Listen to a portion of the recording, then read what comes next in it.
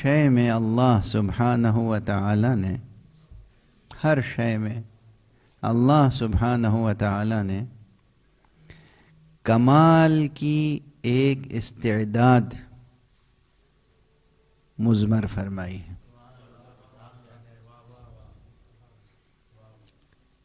ایک بیج ہوتا ہے، چھوٹا سا بیج، اس بیج کے اندر ایک بہت بڑا درخت چھپا ہوا ہے نا؟ تو اس بیج کا سفر کمال کیا ہے؟ اس تناور درخت کی شکل و صورت تک پہنچنا۔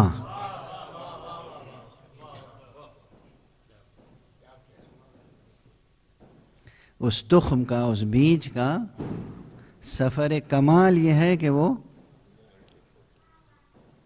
اس شکل و صورت تک پہنچے جو اس مصور حقیقی نے، جس کے ناموں میں سے ایک نام ہی یا مصور ہے، المصور ہے، اس نے جو شکل و صورت آخری اس میں پوشیدہ رکھی ہے، اس تک پہنچنا اس کی غرض ہے، اس کا مقصد ہے، اس کا ہدف ہے، اور اس تک پہنچنا اس کا کمال ہے۔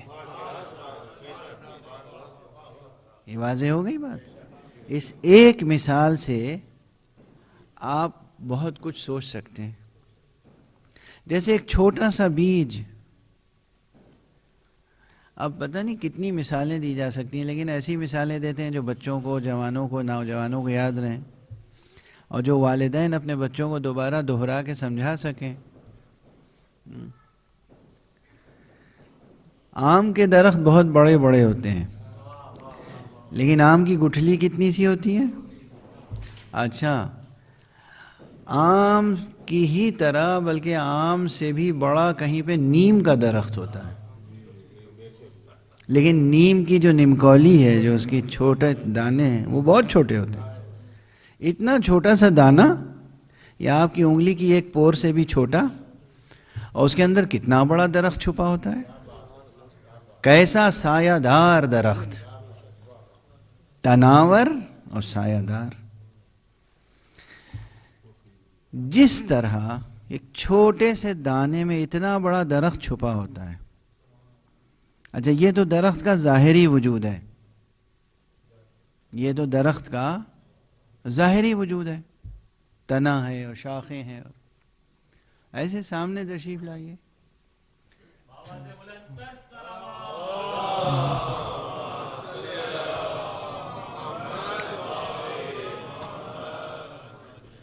ایک اور صلوات پڑھ دیجیے۔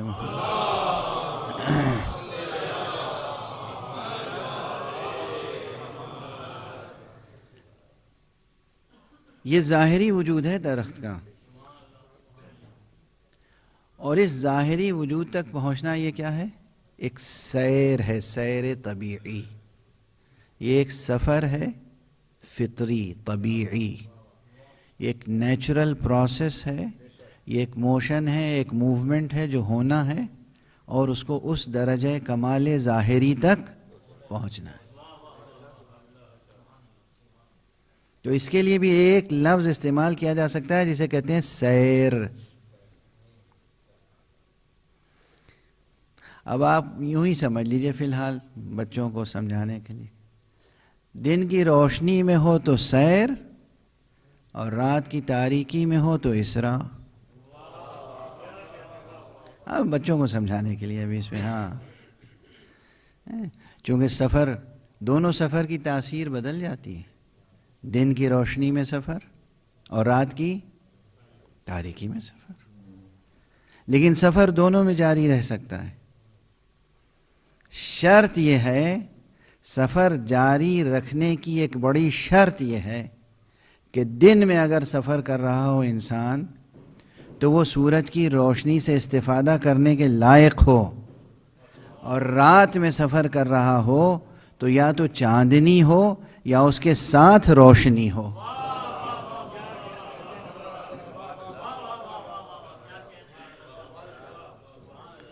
روشنی کے بغیر سفر نہیں ہو سکتا، روشنی کے بغیر سفر نہیں ہو سکتا، نہ زمین پر نہ فضا میں، نہ زمینی سفر نہ آسمانی سفر، بغیر روشنی کے سفر نہیں ہو سکتا۔ دو چیزیں، خارج میں روشنی ہو اور داخل میں توانائی، سفر کرنے کی طاقت، قوت ہے۔ بچوں کے سمجھانے کے لیے ابھی یہ سب کر رہا ہوں نا، ابھی بات نتیجے تک پہنچے گی۔ اگر آپ کو گاڑی چلانی ہے اور بہت تیز گاڑی چلانی ہے اور رات کی تاریکی میں سفر کرنا ہے تو آپ کے پاس روشنی بھی ہونی چاہیے اور آپ کی پیٹرول کی ٹنکی بھی فل ہونی چاہیے، ٹھیک ہے نا؟ تو دو چیزیں چاہیے، ایک جو آپ کو انرجی دے، طاقت دے، اور ایک جو آپ کے راستے کو روشن رکھے۔ اگر آپ کو بحیثیت انسان سفر کرنا ہے اور بحیثیت انسان اپنے درجہ کمال تک پہنچنا ہے، دن کی مجلس میں بھی کہہ چکا ہوں، اکثر یہ بات کہتا ہوں، آج اس اسلوب سے، اس مثال کے ساتھ کہہ رہا ہوں، اگر آپ کو بحیثیت انسان اپنے سفر کمال کو مکمل کرنا ہے تو دو چیزیں چاہیے، روشنی بھی، توانائی بھی۔ آپ کے لیے روشنی کا نام ہے علم، توانائی کا نام ہے محبت۔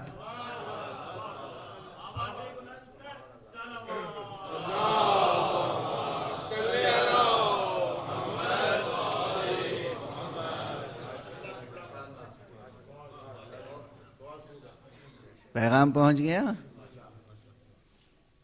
ہماری مائیں سن رہی ہیں، بہنیں سن رہی ہیں، بزرگ حضرات سن رہے ہیں۔ بچوں کی تربیت ان نکات کی روشنی میں ہو۔ ہاں، اب یہ گھر کے مسائل چھیڑنا ممبر پہ اچھا نہیں لگتا نا، مگر ایسے ہی اشارہ کر کے آگے بڑھ جاؤں۔ عموماً جو ہمارے گھروں میں تربیت کا ماحول ہوتا ہے وہ کیا ہوتا ہے؟ رشک، حسد، سوء ظن، یہ سب تاریکیاں ہیں۔